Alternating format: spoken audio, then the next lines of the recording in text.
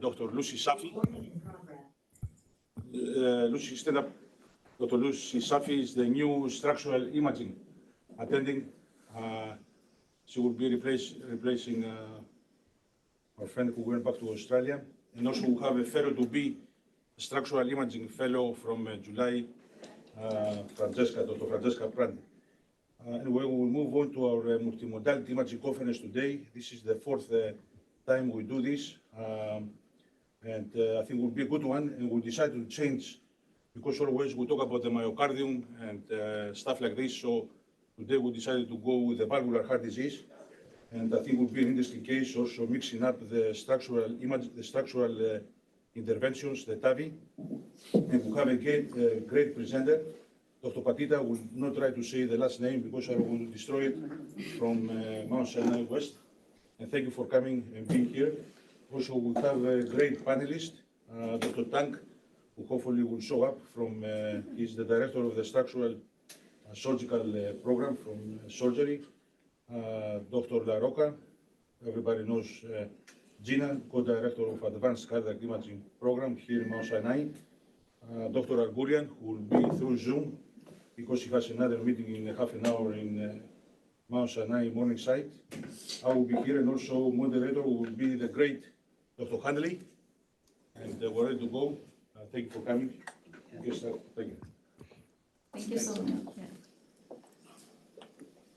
Okay, good morning, everybody. Okay, let's start to our case.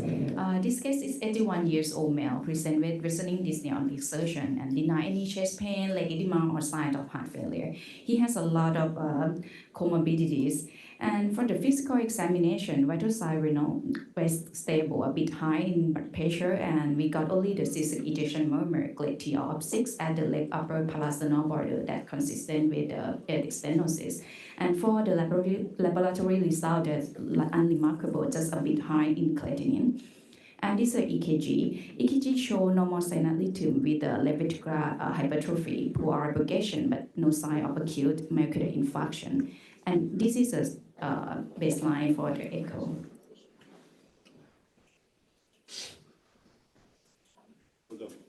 So, Dr. Argulian, are you with us? Yes, I am. Good morning, everyone. Good morning. If you can see the images, could you walk us through what you're seeing in this patient? Sure. So we start with the left ventricle. You can see that it appears to be hypertrophied with hyperdynamic function. You see significant degree of mitral alveolar calcification, not just posteriorly, but also extending to LVOT, and what appears to be significant aortic stenosis. We're going to see gradients, I assume, later on, but you see that aortic valve is quite calcified with significant restriction in opening, and there's some degree, probably mild or mild to moderate degree of regurgitation.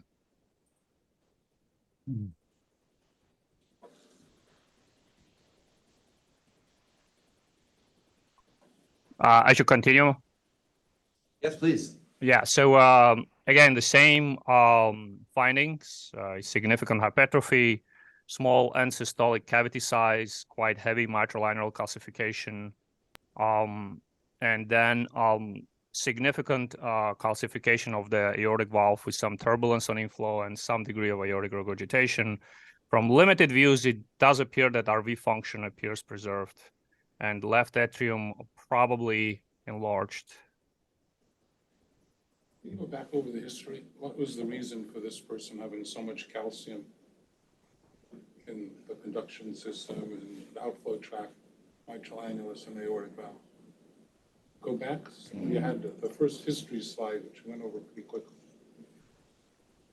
So maybe the chronic kidney disease and the hypertension. For those listening, Dr. Gulbin was asking why there's so much MAC, perhaps the CKD hypertension. Because that's contributing, there's inflow obstruction from the MAC, which is going to contribute to whatever his dyspnea is, right, above and beyond the aortic valve, which has a pretty good excursion, actually.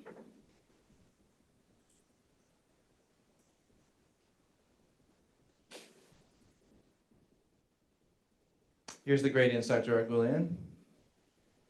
From this view, 5-chamber view, you can see that both the regurgitant signal and the signal through the aortic valve continuous wave, and your velocity is 3.8, the mean gradient is 32, so technically not meeting the classic high gradient aortic stenosis definitions. But the valve area calculates low, DVI is 0.24, and if you believe the LVOT signal here, which appears to be suggesting that the flow status is also low because your SVI is only 28 ml per meter squared. So technically, if this is the highest gradient you can obtain, again, you have to do multiple interrogations in different windows, especially the right peristernal. If that's the case, that's the highest you can get, then probably low flow, low gradient CVRS.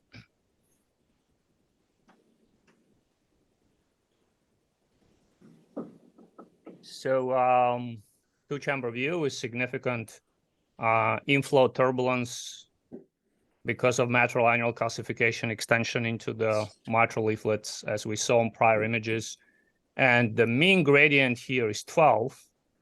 And you also see below the baseline a little bit of intracavitary gradient, suggestive of hyperdynamic state, which we saw before.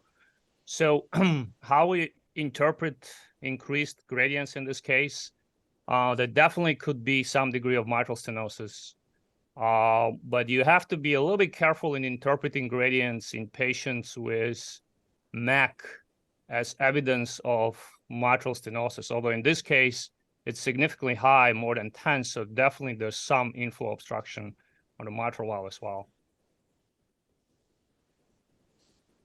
Okay, this is a summary of parameters for our patient. Is a bit discordant between peak velocity and mean pressure gradient, and but has not reached the severe classification. And yeah, I think this case should classify as paradoxical low flow, low gradient AS, and because EF is normal and stroke volume is less than 35, and in to confirm the severity of the aortic stenosis, we would need more information about the aortic valve perimetry or the calcification of the aortic valve that we will talk about a bit later.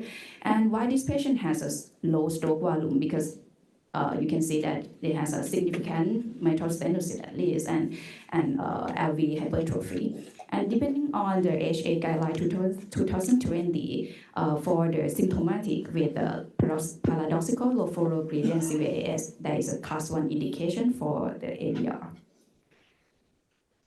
You just go back, because I think that's worthy of discussion in this patient. This patient is hypertensive, very thick heart, restrictive filling, has mid-cavitary gradient, has mitral inflow obstruction at the mitral annular level, and some degree of aortic stenosis, which we're saying is low gradient, is probably low flow, low gradient on the basis of the small cavity. So I think it's worthy to discuss what the source of the symptoms are in this patient, and not just relegated to the aortic stenosis. Right? Unfortunately, only one of those problems, hemodynamic problems, is readily addressable. The aortic valve we can tackle. Mitral, and I see Gilbert here, is another matter. So Dr. Tang, how do you approach a patient like this who's got multivalvular calcific disease, MS, AS? How do you parse out what the problem is and what to do? No, we don't. Yeah, we don't. We actually quite commonly see these patients in our clinic because they're elderly, they live longer, they typically get diagnosed one disease and then we find out an echo another disease. In fact, Dr. Fuster and I have recent meeting about this multivalvular condition is actually quite complex. There are no clear guidelines. So we typically look at what's the predominant lesion, in terms of the two disease. Often you can see one, and we typically would prefer treat the one that's responsible for the outflow, then see how the other goes, especially if the patient is not a surgical candidate, then you really don't have a concomitant way to treat both lesions. You're gonna have to do it in a staged manner. And unfortunately, with the transcatheter mitral technologies, most of them are limited by two factors. One is anatomic sizing, meaning the annulus, particularly in this particular case for the echo, it's like to be too small for the device. And two is LVOT obstruction. And what that reason behind that is, unlike surgery where you can resect the anterior mitral leaflet, you put a biprosthetic valve or mechanical valve where there's really very little presence of the valve itself in the ventricle. But in the transcatheter mitral space, the technology typically have a lot of presence in the LV cavity, and the anterior leaflet is not removed or resected or managed.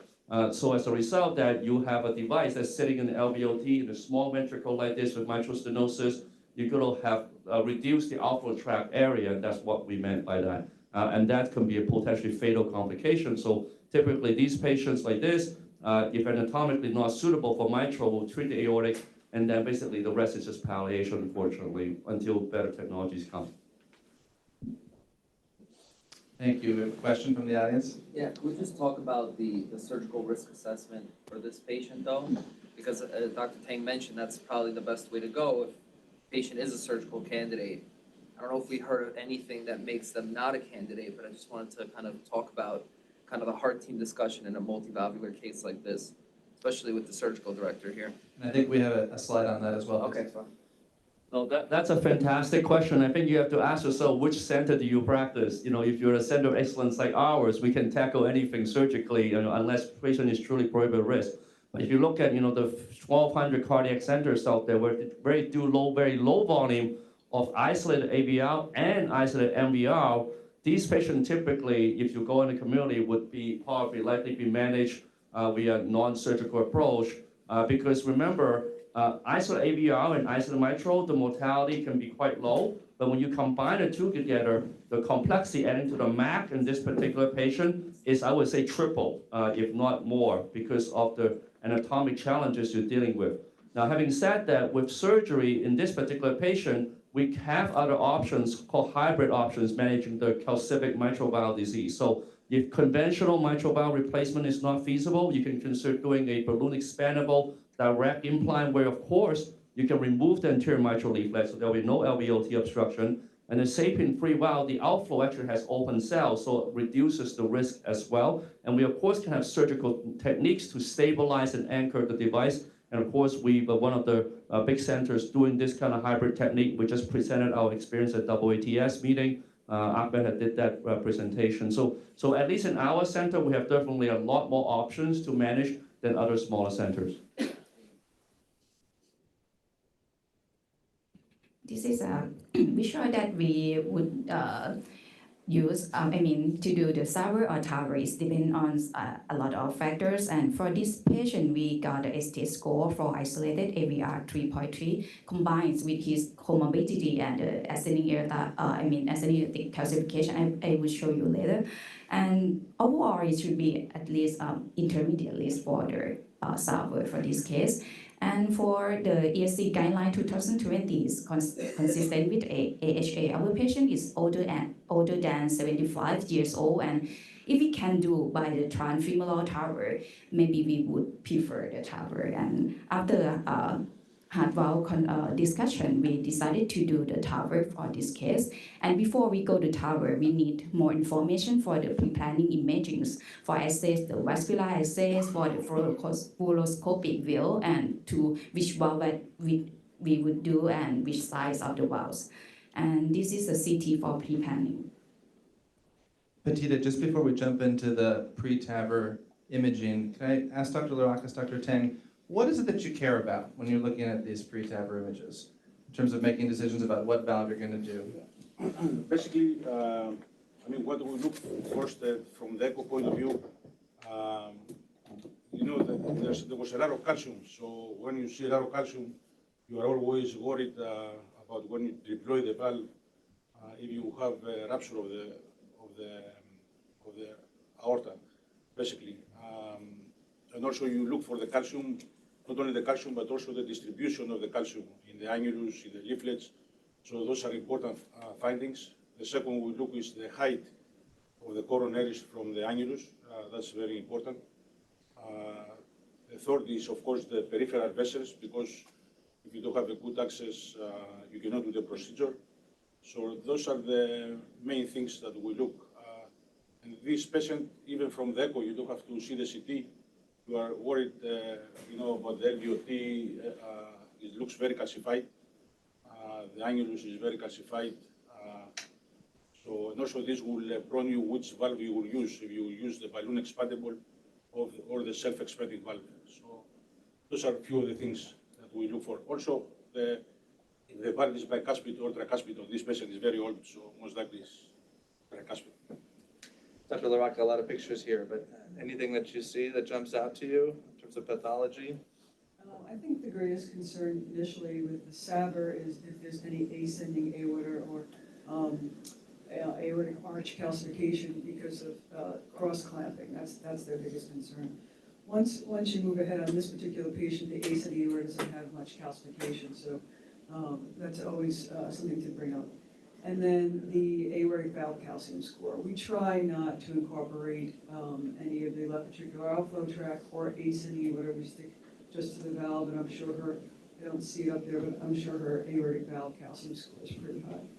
And then again, of course, left main and osteal RCA in relationship to the calcification. And here you can see the left main looks like calcified. And that's important in deciding which TAVR valve to use. And another point to make regarding the calcium score, especially on this particular patient that has low flow aortic stenosis, if you have high score, and for women it's about 1500, that also means that you have most likely severe stenosis. Because the question is, if you have low flow, that is pseudo-AS, you can call it. So this is another, and we don't do any more many dobutamines, low-dose dobutamines that we use in this patient, not in this particular because she has low, normal EF, but if you have also low EF patient with low flow, then high calcium score proves you more that is severe AS and not like pseudo-AS. Yeah, the cutoff for women is 1400 aortic valve and 2100 for severe. Yeah, one thing you can see here in the annulus, you can see on the left panel that clearly there's a chunk of calcium there, so there's a risk of paravalvular leak and root injury if you use a balloon expandable device, if you use a self-expanding, and there's a leak. If you post-dilate too aggressively, you can certainly risk rupture. One thing you also look at the area, which is 330, that's considered a very small annulus, small aortic root. So at least with surgery, if the patient is obese, for example, putting a TAVR is not going to resolve your severe prosthesis patient mismatch, which, you basically cause the functional stenosis, that's what we call it. So, certainly with surgery, if the patient is surgical candidate, we can do a root enlargement or even a root replacement in younger patients. But that's something to consider in TAVR versus SAVR, because remember, at the end of the day, with TAVR, you're limited by the native anatomy that you cannot modify. So, Dr. Tang, one more question. Thanks. At this point, looking at these pictures, can you make a decision about whether this patient is better suited for a self-expanding versus a balloon expandable valve? Yeah, this patient, I think you should see the sinus of Valsalva on the panel that's quite generous. You can see the left main height is quite reasonable. You can 12.5, 18.4. So I would consider a self-expanding valve here because the risk of annular, remember, people can live with mild PVL, right? They're not going to know the difference, at least short term, if they don't even tell them. But if you have a root rupture, it's a kind of binary phenomenon. The patient get open surgery on the table. So I think that's something that we rarely paid a lot of attention to in terms of the hostile anatomy. And also from a hemodynamic standpoint, at least with the two platforms right now, the supraannular self-expanding valve does have lower gradient. So I think I would favor that, and the access is reasonable. So unless there's some other prohibitive factors, I would favor that in this particular case. Thank you. Thank you. And in this case, we decided to do the self-expanding TAVR with the Evolut Pro Plus 29 millimeters. And this is a echo on the day of the TAVR. I think the baseline is look the same, and this is a, sorry. Okay, sorry. Okay, this is immediately echo after the TAVR. So, Dr. LaRocca, you've seen a lot of these. What are your thoughts on this initial? Well, I mean, the concern is that this PVL, basically, as Dr. Tang said, one of the worries when you see these heavy calcifications is that the valve will not expand well, and that's what we see. We see at least mild to moderate PVL. Would be good to see what was the PVL immediately after the procedure. But here we have at least, I would say, mild to moderate PVL. Was there subvalvular flow acceleration? Because there was a little bit that you had so there's a little color turbulence, but it doesn't look like it's very high. Do you know what the gradient was? Subvalvular? The LVOT gradient? Because there was a low gradient, as Dr. Tang picked up before. So this is the post gradient? Yeah, 1 point. Yeah. It's higher than it was pre. This is a Oh, that's and drop pre-post. to 1.6. We've solved one of her problems, but not the other. I mean, and that may be the pragmatic approach that you're stuck with. I can take care of this one relatively easily. The other one's a bear. Let's see if the patient feels better, taking care of the one I can get my hands on. That's our approach, and that's not bad at age 81. Better than trying to sacrifice the person. Oh, I made everything okay, but they don't survive. That's not a plus. And that's a great point, actually. So we have done approaches, which is like a stage hybrid approach.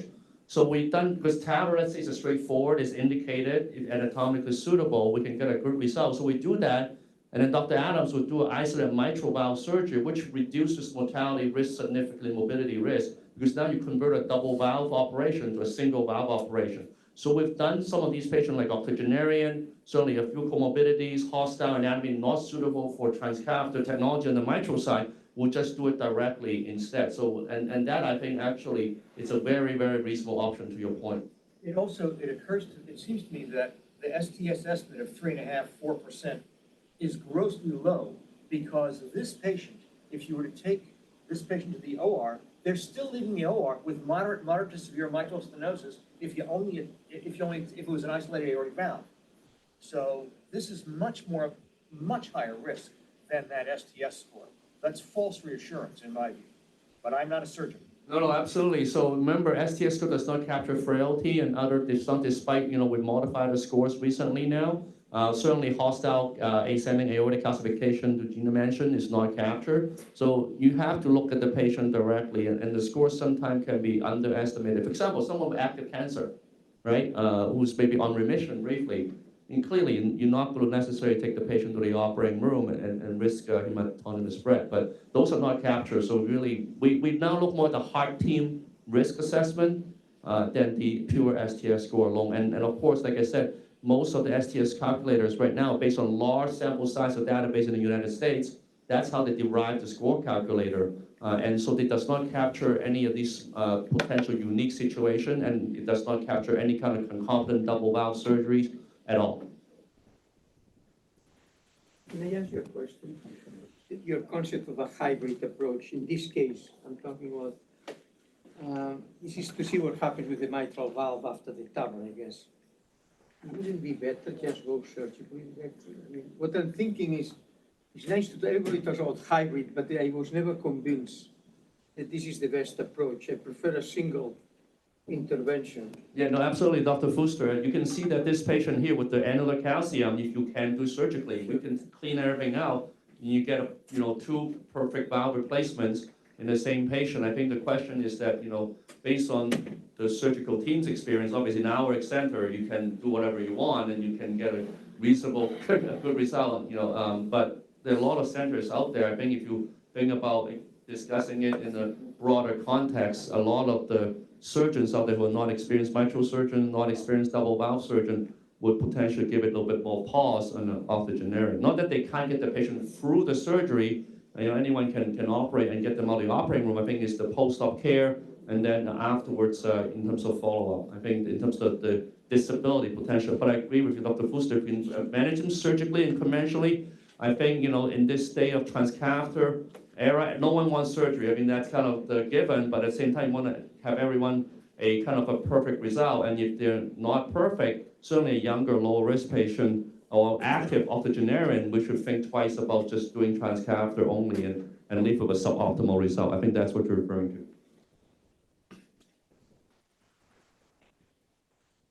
Okay, this is a fluoroscopy during the TAVR. We did the pre-balloon dilatation before the deployment. After that, patient did great and can discharge home shortly after that. However, 1 year later, patient came back again with So her worsening. symptoms totally resolved. She had no shortness of breath after this? Depend on the epics. He did great and can discharge home shortly. Yeah.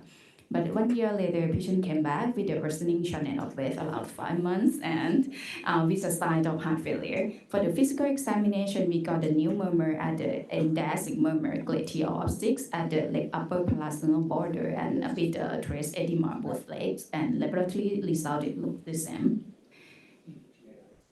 And this is a echo for workup. I think Dr. Croft makes a good point about what is the new baseline, and I think there was improvement, but not resolution of symptoms. And then a year later, she has a few months of progressive shortness of breath, and it goes into more of a clinical heart failure picture. So here we are a year later. What are we seeing now, Dr. Larakis? Well, we see significant PVL, and the best view is the right bottom there. You see that is actually moderate, maybe more than moderate. And so that was somehow expected when we started. But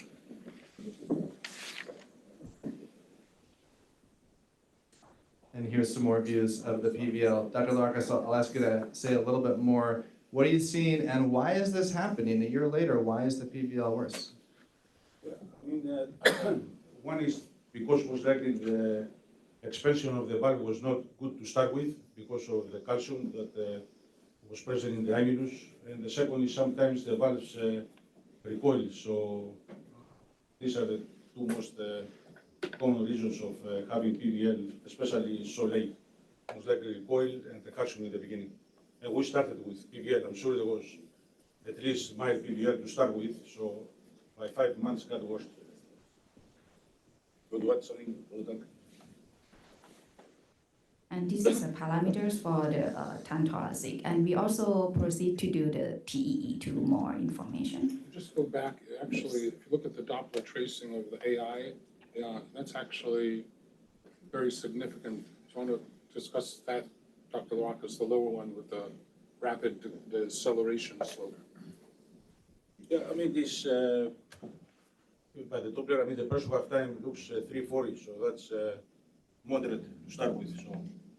Just the rapid deceleration, right on the flat deceleration says LVDP is rising in a patient who already has a restrictive ventricle.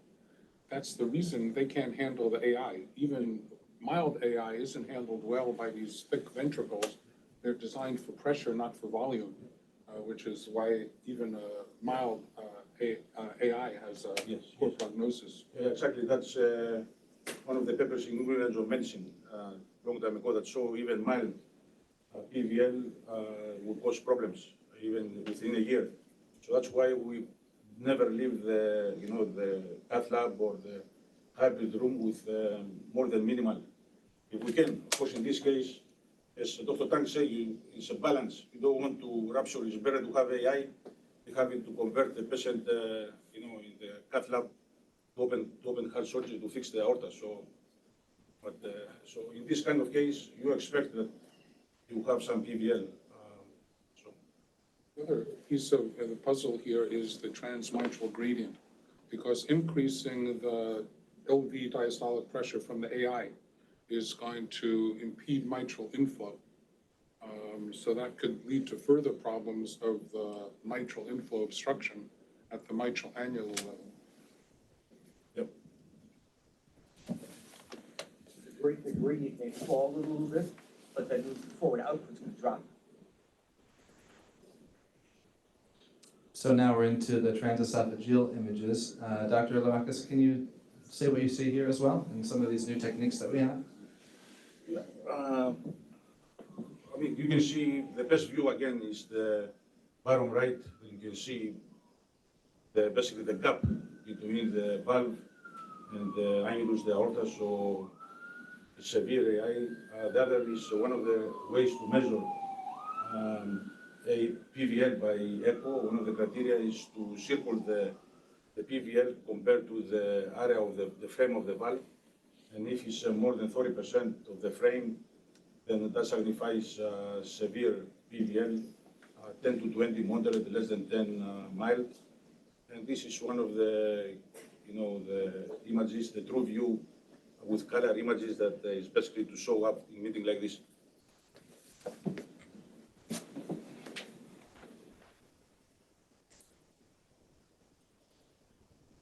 Just some more transesophageal views showing the significance. Now, those parameters you mentioned, Dr. Larakis, they're just estimates, right? The percent circumference. Yeah. All this, you have to take many parameters, first half time, this, and try to, as we say, to make sure that they point to the same conclusion. So you have to put all together, but in this case, there is no, I think, question that is most likely severe PVL. It doesn't matter, moderate, severe, it's the problem. It's a problem. It's not, So, Petita, what did they get for those parameters? Yeah, for this that parameter, if you see in WAX 3 criteria, we will got at least moderate to severe from the echo, but we also did we also did a fluoroscopy to check for the PVL also.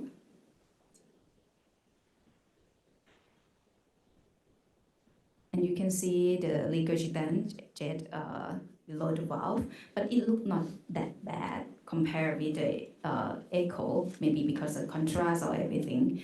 And so far, we got at least moderate to severe from the echo. And sometimes we will need more information to check for the etiology of the PVL, or we need more information to grading between maybe when we have a discordant grading from the fluoroscopy and the echo. So in this case, we decided to check CT first.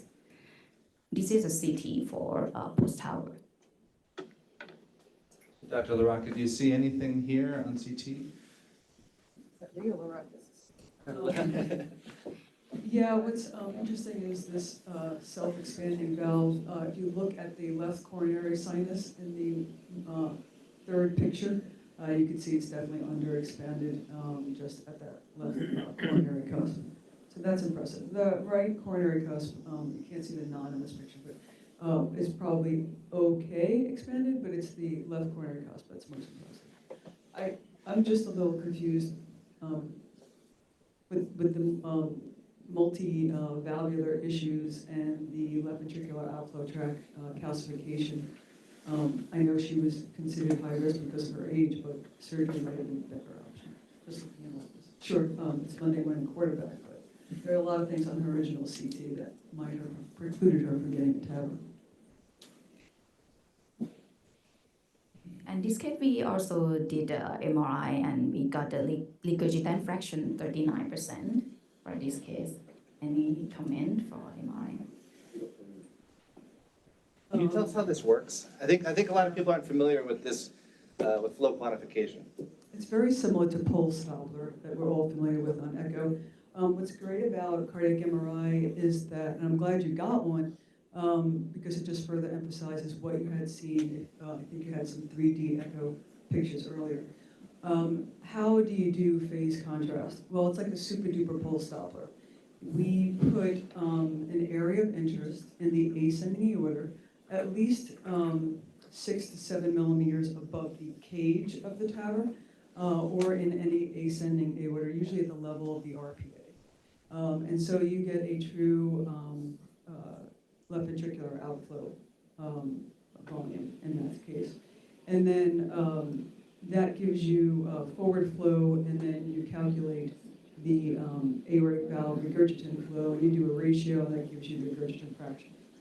Why is MRI better than 2D thoracic? When looking at head-to-head comparisons in a publication back in 2021 from JACC Imaging, they did head-to-head 2D, TEE, 3D, and MRI. And it came out that cardiac MRI has the least inter-observer variability because of the graph that we're able to generate. But head-to-head comparison, it was ideal with that of 3D echo. And so with this case, what you could say is that the regurgitative fraction is 39%. It's severe, so it complements with your echo. But you can't say if it's paravalvular. I can't say from this cine image, and I looked at all the images prior just to make sure that it's actually paravalvular. I could just say that there's severe aortic regurgitation. You could say that it's eccentric and hugs the wall of the, and also towards the anterior leaflet of the mitral valve. So it may suggest that it's paravalvular, but it's not a slam dunk. So by echo, you would have issues because the transmitral flow is affected by the mitral inflow obstruction. So you can't accurately measure transmitral flow. And the same thing would be true for the relative stenosis of the 29 millimeter valve, which is somewhat constricted going through the aortic valve. So the parameters of transmitral flow and transaortic flow wouldn't fully be accurate by measurement of calculation by that method. Same thing would be true for MR, I would think. Yeah. Another issue we have, I think, with echo is oftentimes there's multiple jets, and it's hard to quantify each of those individually and then add them up, whereas this automatically adds all of those jets together in one. So were we able to get a sense of the mitral valve area? Because we have a lot of cross-sectional imaging now. And then additionally, it looks, as Dr. LaRocca mentioned, that the PVL jet is hitting that anterior leaflet, possibly worsening the MS, which could worsen the hemodynamics as well and causing, relative MS on top of already known MS. Yeah, I mean, all these are good points. Let me, for this technique, few things. One is that the PVL, as Dina say, I mean, I think this is a PVL, but for the aortic regurgitation, you pick up all the AI, and it's very simple to do. You basically you put, as Dina said, the cross section across the aortic valve, and you get the forward flow and the backward flow very easily, as you can see here. Of course, there are pitfalls, but I think this is better than echo in the sense that in echo is sometimes you cannot see the PVL very well. In this case, of course, it was very obvious. So that's one thing with MRI. The other way to do this with MRI is to measure the stroke volume of both the left ventricle and the right ventricle. And assuming that there is no PI, then the difference in the stroke volume would be the aortic regurgitation. So you have two ways to do this. And regarding the hemodynamics of the mitral valve, I mean, that's an issue, Solomon. So.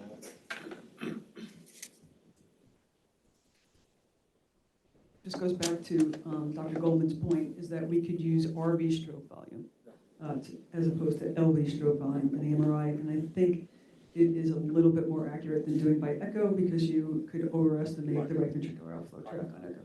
I still think, though, in a super calcified patient with multivalvular disease, I call the surgeon. I just want to emphasize that. I think you are playing a gamble here.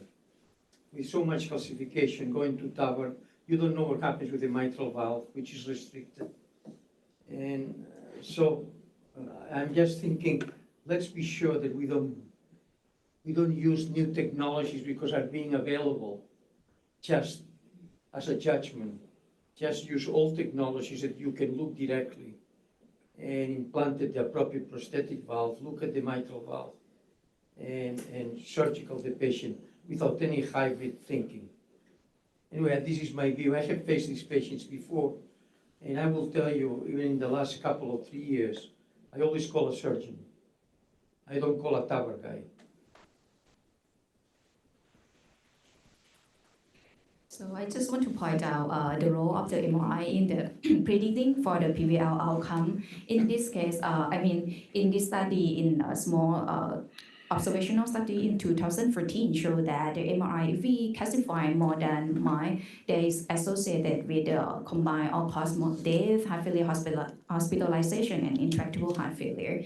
And also in 2016, in larger multi-centers study also showed that the association between MRI grading more than moderate that associated with the all-cause mortality.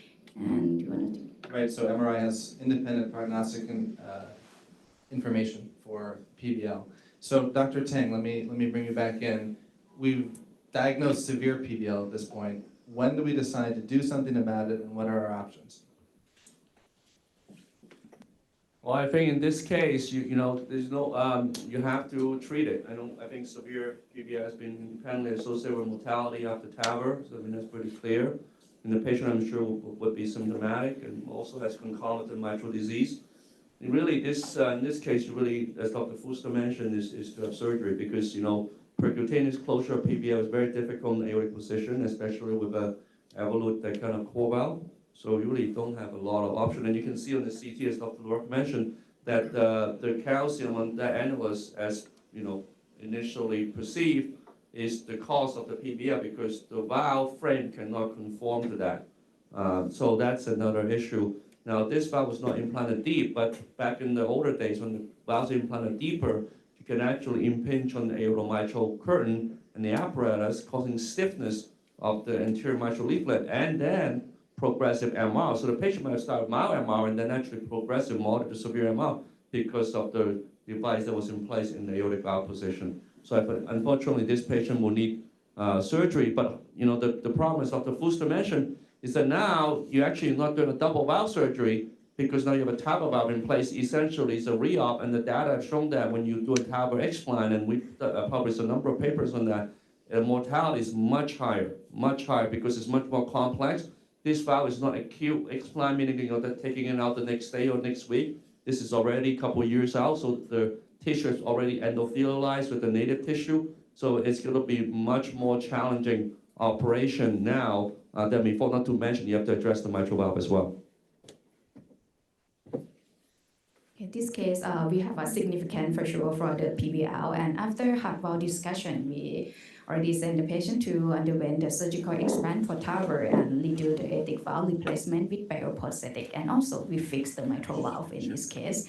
After that, patient did great and can discharge home and never come back with cardiovascular symptom again so far. Thank you so much. I think those are all the images for this session. Do we have any questions from the audience or any final thoughts? I have a technical question, sorry. It's about three-dimensional echo. I mean, are you sure that MRI is really still the technique to address volumes? What I'm really asking is, I thought that echo has evolved so much on that, and I thought, I'm just asking the question, whether we need certainly MRI to address regurgitant flows and all of that stuff, or echo can do it. The 3D echo went head. 3D echo, I'm talking Yes, about, yeah. 3D echo in a recent publication in JACC Imaging for PBL, 3D echo and CMR went head to head, and there was no statistical significance difference.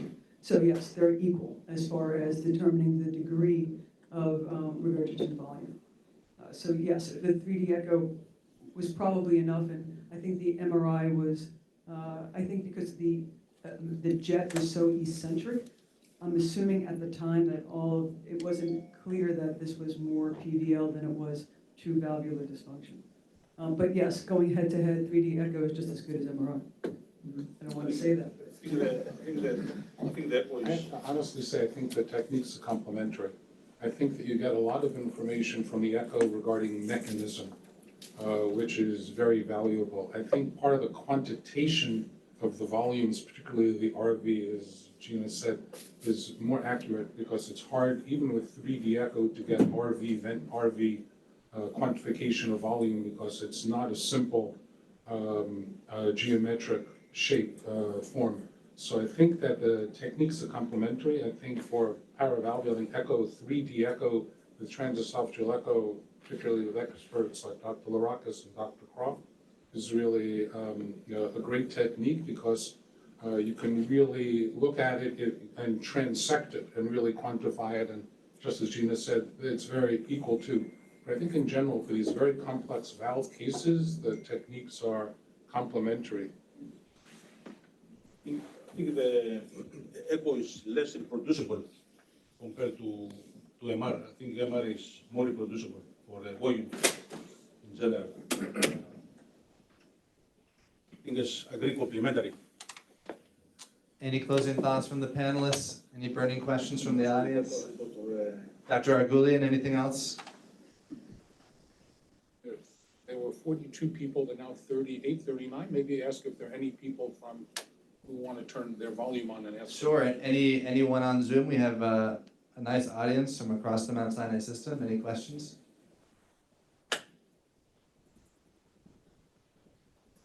I think this was a great presentation, and what's nice is that we're not afraid to show issues and problems that come up, and it really brought out really a discussion about management, and I think the clinical issues early on, are very important in evaluating. I guess the question which we never really assessed is the frailty issue, and I think that we in the audience didn't have a chance to really understand how that may have guided the original decision to go TAVR. And I think as papers and Jack have shown, the frailty index is something we underestimate. It's not going into surgery or getting out of the OR room. It's the postoperative course which becomes very problematic based upon the frailty and the comorbidities. So I think that initial slide had a lot of information that we weren't fully aware of, what his creatinine was going in, what the creatinine was in renal function, all of the other potential comorbidities which may have impacted management. And we're also looking at frailty now in post-cardiac surgery, and in some surgical literature talking about it is pretty independent predictors of morbidities. I think in a case like this, if you do this kind of complex operation, everything has to be perfect. Any kind of little hiccup, if the patient went to AKI or other issue, then that's when things can spiral downwards. So the post-op care is actually even more important than the actual operation itself. Can I ask you about frailtiness? Do you have a standardized approach to frailtiness, or it's just, you presented the slide in actually 5 seconds, which is what you went through, which is the key of the case. Never do that. By the way, you have made a great presentation. I don't want to. But the question is, do we have a standard approach to frailtiness here? Because I think we should. Otherwise, it's like, a more or less situation. Yeah, thank you for bringing that up, Dr. Fuster. Actually, there have been objective measures of frailty scores. Actually, back in the original partner trial, that's how they actually evaluate that. And they actually sum up the scores. So at least what we looked at is multidimensional. Originally, there's the CATS, which is the comorbidity index. Then there's the mini mental exam in terms of neurocognitive dysfunction. There's also nutritional aspects such as the albumin level. And actually, well, if they have anemia, that's important. ADLs and IADLs are also important in terms of looking at the independent function. And we don't do it anymore, Dr. Fuster. We actually look at the grip strength and also the 5-meter walk test to see how long they can walk. So if a patient comes with a cane versus a walker versus a wheelchair, there's a scale for that. We don't do it routinely, I think, in our evaluation because it's quite exhaustive. But you're absolutely right. We should probably do more of that. I think you should begin to use a standardized approach here, or to develop, because otherwise I cannot imagine the surgeon looking at frailtiness and how they grip. Come on, they don't do that kind of thing. And the interventionalists, I think they should be. I would really ask for a standardized approach to frailtiness here, to develop a system, because we are going to this case, and I agree with you completely. It's nice to talk sitting here, but doesn't mean anything related to the patient. Maybe this patient, the right thing was done because it was very frail. But I think you should standardize that. Well, thank you so much, everybody. Thanks to our expert panelists. Great questions from the audience. And thanks, Petit, for your hard work putting that together. We'll see you next time.